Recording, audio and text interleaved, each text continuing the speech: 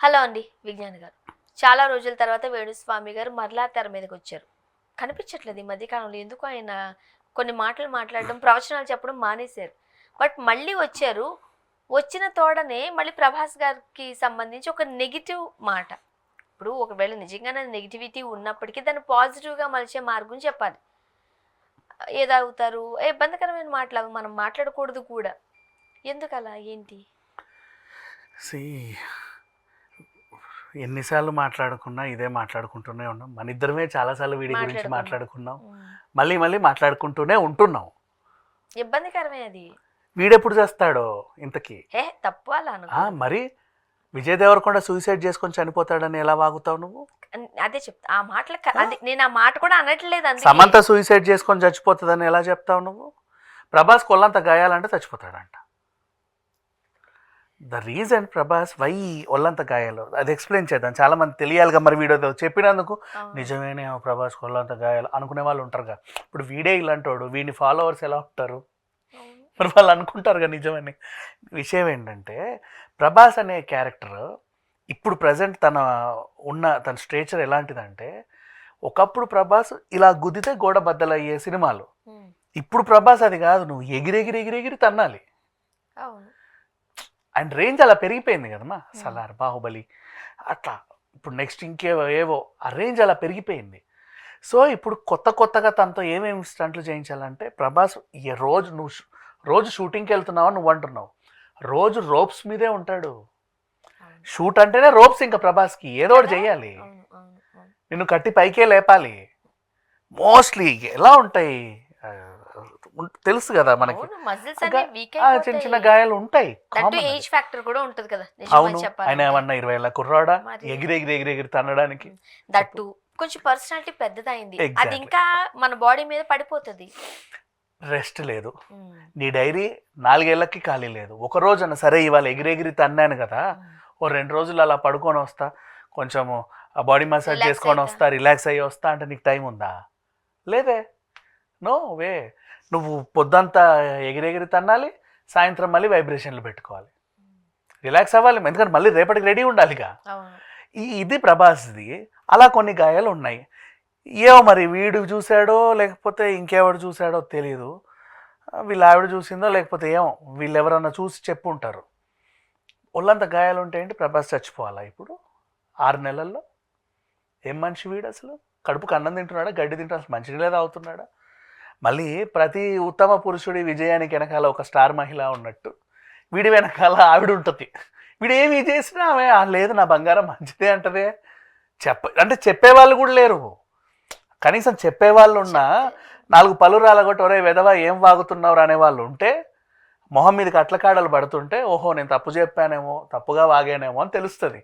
నీ మొహం మీదకి అట్లకాడ ఇచ్చేవాళ్ళు లేరు. నువ్వు ఏమి చెబితే అది ఎంత బాగా చెప్పాడో ముద్దొస్తున్నావు అనేవాళ్ళు ఉన్నారు నిన్ను చూసుకుంటే. అది అందుకు ఇక వాగుతున్నావు నువ్వు. 6 months నెక్స్ట్ మొన్న మనం ఎప్పుడు మాట్లాడావు నాకు గుర్తుంది. శోభిత వాళ్ళ ఎంగేజ్మెంట్కి ఈ గాడిద వాళ్ళు విడిపోతారని చెప్పాడు. వాళ్ళు ఎప్పుడు ఎంగేజ్మెంట్ చేసుకుంది ఎందుకు? పెళ్లి చేసుకోవడానికి వాళ్ళు చేసింది, విడిపోవడానికి కాదు. వీడొచ్చి విడిపోతారని చెప్పాడు. ఏమో రేపొద్దుట ఏం జరుగుతుందో మనకు తెలియకపోవచ్చులే, కానీ అశుభాన్ని పలకకూడదు అంటారు. అండ్ స్వర్ణ, నీ జీవిత కాలంలో ఎంతమంది ఆస్ట్రాలజర్ని ఇంటర్వ్యూ చేసి ఉంటావు? అదే కదా, ఎంతమందిని చేసి ఉంటావు? చాలా మంది కదా. నాకు తెలిసిన ఏ ఆస్ట్రాలజర్ అయినా, మేబీ నన్ను రాంగ్ అయితే కరెక్ట్ చేయి, మంచి జరిగితే చెప్తారు, చెడు జరిగితే చెప్పరు. నేను ఒకసారి ఒకరిని అడిగా, నేను నిజంగానే చెప్పరు. అది వేణుస్వామి గారు పేరు కూడా కాదు, నేను అలా పేరు కూడా తెలియదు. ఇలా కొంతమంది చెడు జరుగుతుంది ఇట్లా చెబుతూ ఉంటారు కదండి, నిజంగా తెలుస్తుందా అని అడిగాను. వాళ్ళు చెప్పిన మాట నిజమే అనమాట. చాలా పెద్ద పండితులు ఉంటారు చూడు, అంటే నిత్యం దాని మీదే పూజల మీద దాని మీద ఉన్న వాళ్ళకి కాస్త సూచన అయితే ఉంటదంట. మరి అలా తెలిసిన వాళ్ళు ఇలా హెచ్చరిస్తారా అని అడిగాను. సమస్య లేదు. చెప్పకూడదు అనేది నిజమైన ఆస్ట్రాలజర్. ఫర్ ఎగ్జాంపుల్ నువ్వు మీ ఆయన నా దగ్గరకు వచ్చారమ్మా, నేను ఒక ఆస్ట్రాలజర్, ఓకేనా? ఇప్పుడు ఏంటి నువ్వు అన్న ఆ దివ్య దృష్టి నాలో ఉండో ఏదో, మీరు విడిపోతారని నాకు కొంచెం జాతకాలు చెప్తున్నాయి. మీరు ఇద్దరు విడిపోతారని చెప్తానా? నేను చెప్పకూడదు అంటున్నా. నేను ఏం చేయాలి? అమ్మా మీ ఆయన పర్లేదా, బాగానే ఉంటాను. పర్లేదు, అప్పుడప్పుడు అరుస్తారు కానీ ప్రేమ ఎక్కువే. మీ ఆవిడతో నీకు ఓకేనా అంటే కొంచెం గయ్యాలే కానీ పర్లేదండి. అంతే అంతే. నెక్స్ట్ అయినా సరే ఎక్కడో చెడుతుంది, కోపిష్టి అన్నారు, గయ్యాలి అన్నారు అంటే ఇది ఫ్యూచర్లో ఏమన్నా అయ్యొచ్చేమో. మీరిద్దరు కలిసి పలానా టెంపుల్కి వెళ్ళి ఈ పూజ చేయండి, అవును అది చేయండి, ఇది చేయండి, ఇది చేయండి, అది చేయండి, ఇన్నఫ్ అంతే. అంతే. ఇంతకుమించి ఏం చెప్పరే. చెప్పకూడదు. ఎందుకని కూడా నువ్వు అడగవు, ఆయన కూడా చెప్పరు. నెక్స్ట్ పిల్లలకి నీ కొడుకు జాతకం చూపిస్తావు, అమ్మవాడికి ఏదో నీటి గండం ఉంటుంది, మీ పిల్లోడు నదిలో దూకి చచ్చిపోతాడని చెప్పరు.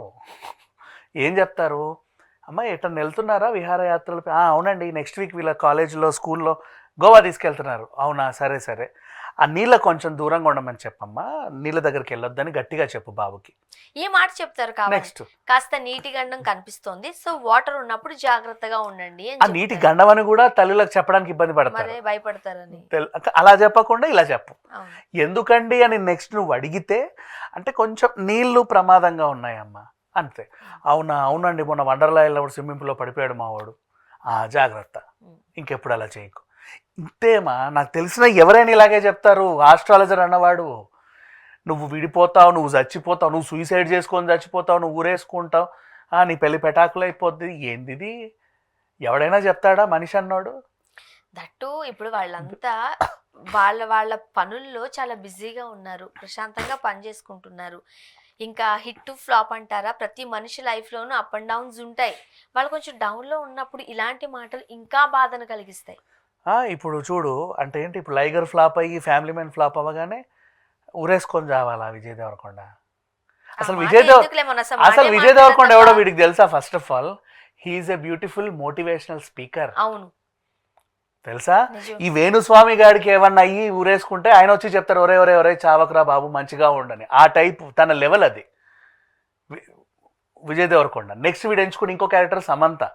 సమంత తన లాగా మైసైటిస్ వేరే వాళ్ళకి రాకుండా డైలీ పోడ్కాస్ట్ చేస్తుంది.